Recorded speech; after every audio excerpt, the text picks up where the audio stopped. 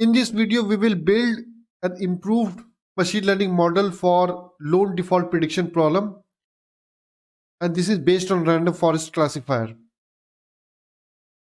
And we'll talk about the shadow testing concept from machine learning API perspective. So what it means that whenever you would like to deploy a new version of machine learning model in production, we simply don't start accepting the live traffic for the new model. So what we normally do, we perform testing in the shadow mode, right? So you can see in this example, in this diagram, that decision tree API backend, which is my main API, and this HTTP server would get a request from client.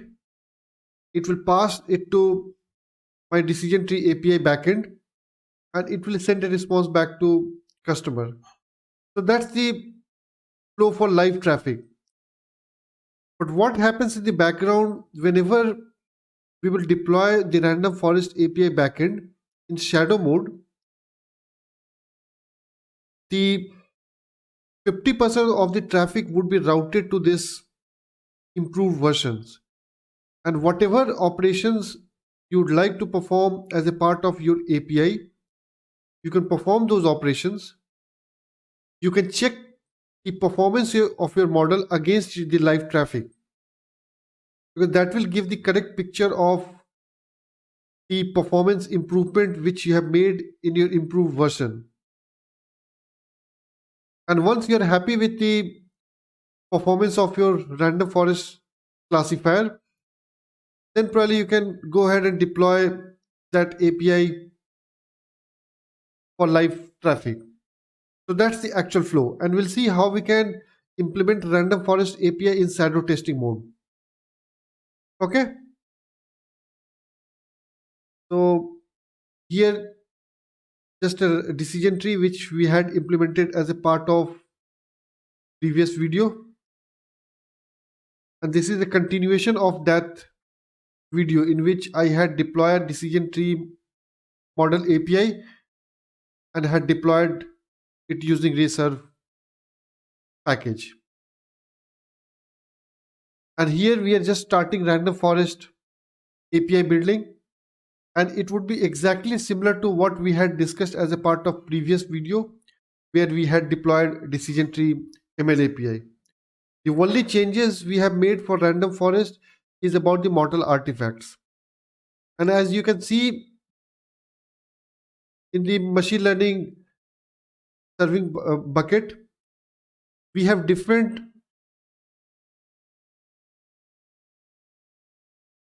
folder for random forest. So I will just show you what it means. So we'll just come back. It will take some time to load. So that's the only difference we have made in this API, and all the other things would remain same. You can see all the other things which we had implemented in the previous version is exactly same. The only thing which we have added here is simple print statement, and this will help us in finding out how much traffic we would be getting as a part of this random forest. So whenever you will implement the model in shadow mode, it will get approximately 50% of the live traffic, right? So we'll see that as a part of our deployment. Okay, so that's exactly similar. And the other changes which we have made is version. So here I have given version as v2, and as a part of this first statement, we are simply connecting to the serve instance which we had created initially as a part of decision tree model building. So you can see at the time of decision tree classifier model deployment, we had created serve instance with the help of start, right? So this is open, and we are connecting to the same serve instance, and that's the purpose of we have given the detached as true, right? So this will keep running, and we can simply connect to the same serve instance with the help of serve.connect, and then we will create a backend, new backend, and the new backend would be my loan default v2, which we had created for random forest classifier. So this is right. And next we will be creating a shadow traffic, and what shadow traffic will do, it will take the same endpoint, right, and put this loan v2, which is based on random forest classifier, in the backend in shadow mode, and this 0.50 will tell this endpoint that 50% of the traffic would be routed to my shadow model, okay, which is random forest. So that's what exactly we are doing as a part of this statement.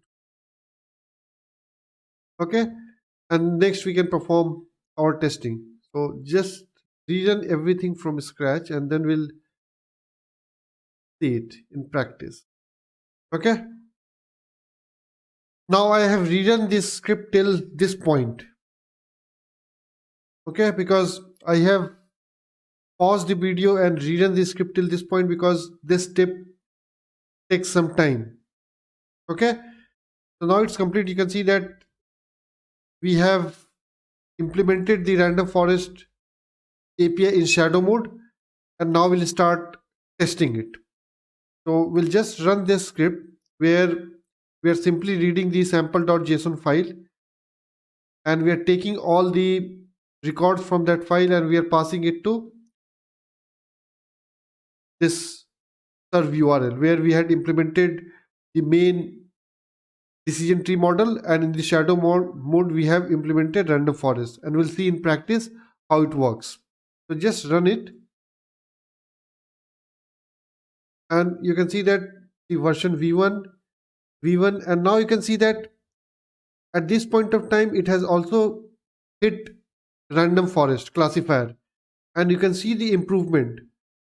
The decision tree model predicted the probability of loan default as 29.49, but you can see that random forest classifier is much more confident, and random forest classifier has predicted the probability as 56.69. Right, so that's the difference you will see. And similarly for this record, it has also sent the same request to random forest classifier in shadow mode, and you can see the improvement, right? So random forest definitely looks better in terms of probability confidence, right? So you can see it. So you can see that 50% of the traffic has been routed to my random forest classifier. So out of close to 11 records, you can see that 6 records have been sent to random forest in shadow mode. And the other important thing is that whatever operations or activities you would be performing in shadow mode would not be returned back to the actual customer. So whatever operations will do, it will be hidden to the customer, right? And it will also not impact the performance of the main decision tree classifier, performance in terms of response time, right? So that's the benefit of running any classifier or any model in the background, and you can test your performance against live traffic. Okay, and now we will shut down the Ray cluster, and in next video we will see how we can take this random forest classifier and implement it using incremental rollout or in canary mode, which is again a different type of deployment strategies, right? And in next video we'll see in practice. Thank you.